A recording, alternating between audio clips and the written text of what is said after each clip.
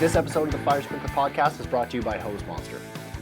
Rock solid, flow testing equipment designed for professionals. The Little Hose Monster is made from injection molded glass-filled polypropylene and is made for abuse. Combined with a range of pedalless nozzles, the Hose Monster is an inspector's match made in heaven. Either testing fire hydrants or fire pumps, Hose Monster has the equipment you need to get the job done safely. Visit hosemonster.com for more information on how you can bring your flow testing to the next level. Subscribe. Hey everybody, thanks for tuning into this episode of the Fire Sprinkler Podcast. We're in Chicago, Lake Zurich. Absolutely. Is that a suburb of Chicago? It is a suburb, a far northwest suburb. We just finished up with my first experience with Chicago-style pizza, which a meal in of itself. Filling, lots of calories. It is. So we're gonna get the wheels back spinning here, get the mind going, and I mean my mind is mostly tomato sauce and cheese right now. But thanks for having me out. Thank you for coming. Thanks for the invite. This has been awesome. There's going to be a ton of little snippets of your facility that are going to be on my social media page and stuff like that here shortly, if it's not already. But tell me a little bit about yourself and your involvement with Hose Monster before we get into the weeds. Sure, absolutely. I've been here 12 years. Started out as the sales manager. Okay. And currently are the director of operations, so all things Hose Monster are under my guise. I am what is called a lifer.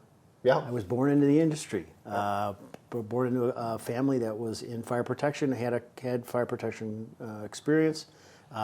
My joke is that you can look at my birth certificate and it has fire extinguisher on it. Yeah. So I'm truly born into the industry. You cut my arm, you get black sprinkler water that comes out. Right, and it That's smells what I do. too. Yeah, right? absolutely. Keep talking. I'm just going to keep checking on something here. So doing the whole contractor thing, and was an early user of the Hose Monster stuff, the legacy equipment, and used it extensively as a pump tester, and then sold the family business, did some consulting for 3 or 4 years, and then still have a passion for fire protection, all things, and went and happened to see that Hose Monster was looking for some sales help, and so having used it, I was a natural fit into the business, and been here ever since. And we've done a lot of great things since I've been here. We've done a lot of great things in the industry as a whole since our inception.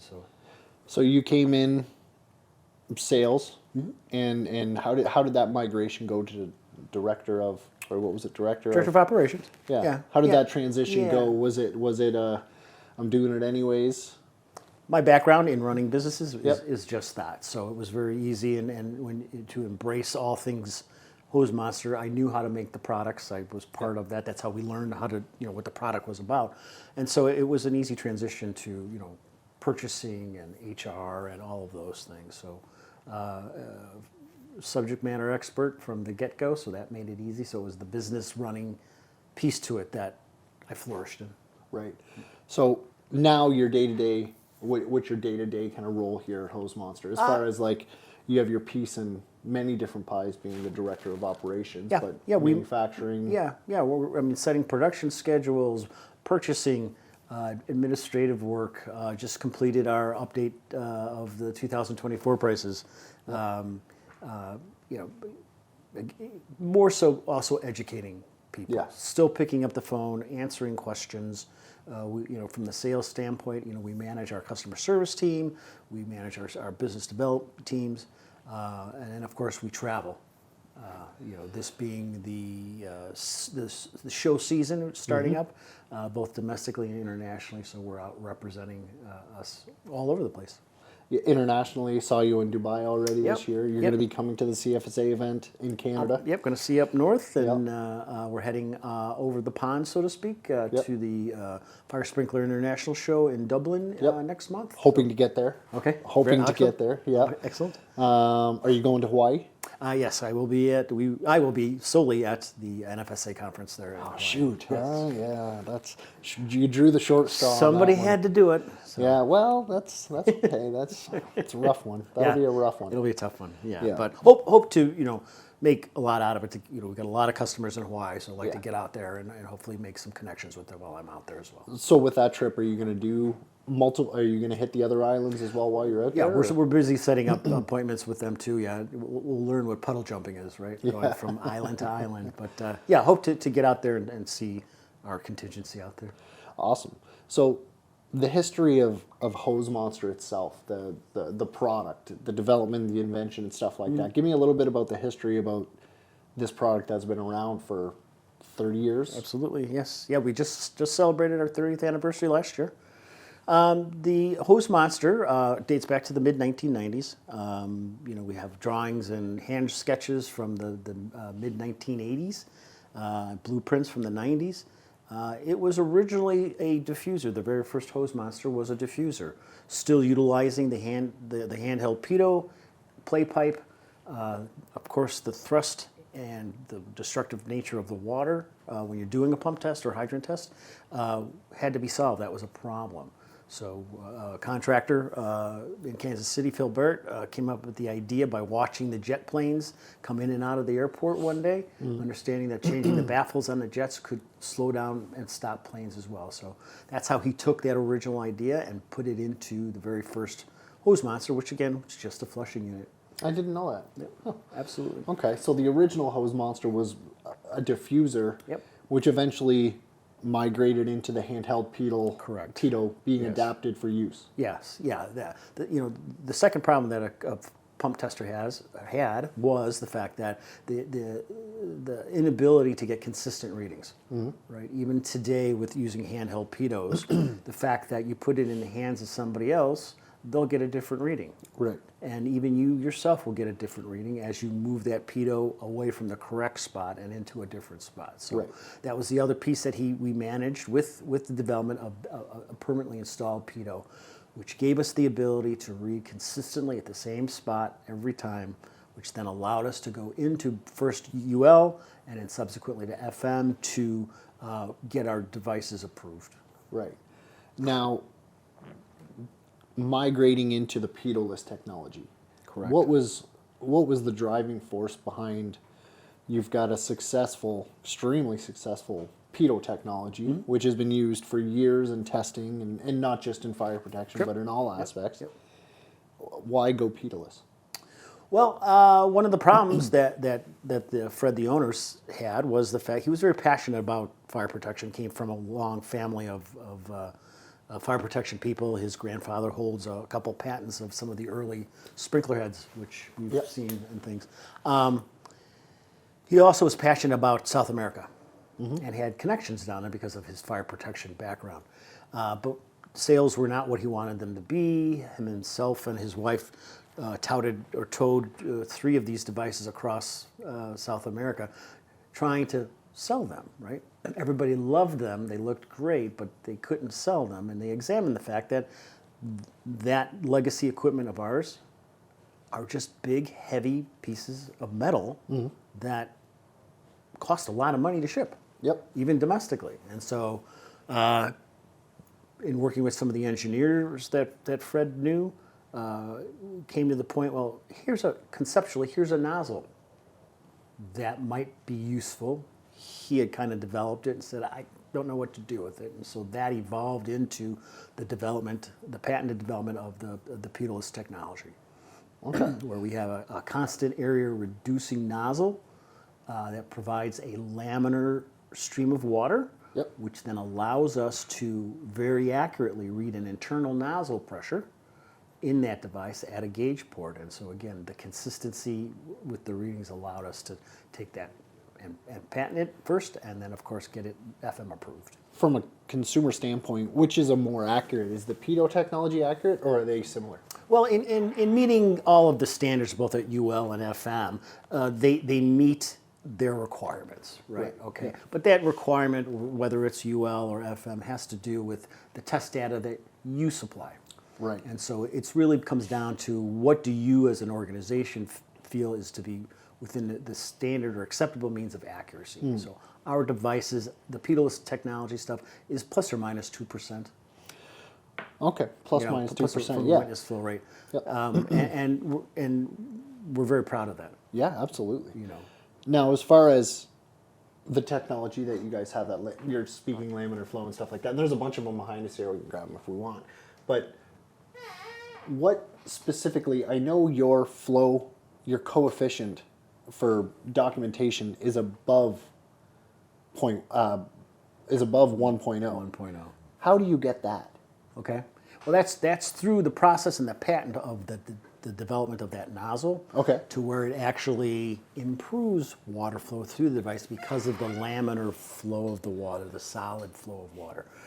Pitot readings, handheld pitos, any device that has a pitot in them, like our HM2H steel stuff. Okay, it's reading an external jet pressure. Yep. Which is a turbulent discharge because it's outside of the orifice, Yep. right? The pitot nozzle is reading an internal nozzle pressure. So in simple layman's terms, it actually improves the water flow through the flow device and allows us to garner those numbers. Because I find it like not weird, but it was very interesting when me and Joe Meyer, what's up, we're discussing the coefficient of the hose monster, and when you look at the play pipes coefficient being like a 0.97, and theoretically you would think a 1 is perfect, Right. but It's a it's not. common misperception. Yeah. Yes, that it's not. But please understand too that a coefficient has to do with an orifice of discharge. Right. Okay, and also then has to do with an external reading, the Okay. pitot reading. Right.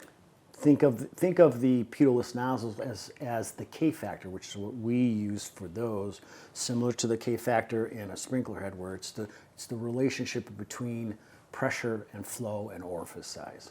Right. Okay. So that's- what's the K factor on the 1 3/4 pitot nozzle? Good question. 1.27, I believe. Oh, yeah? On that, I want to say like that.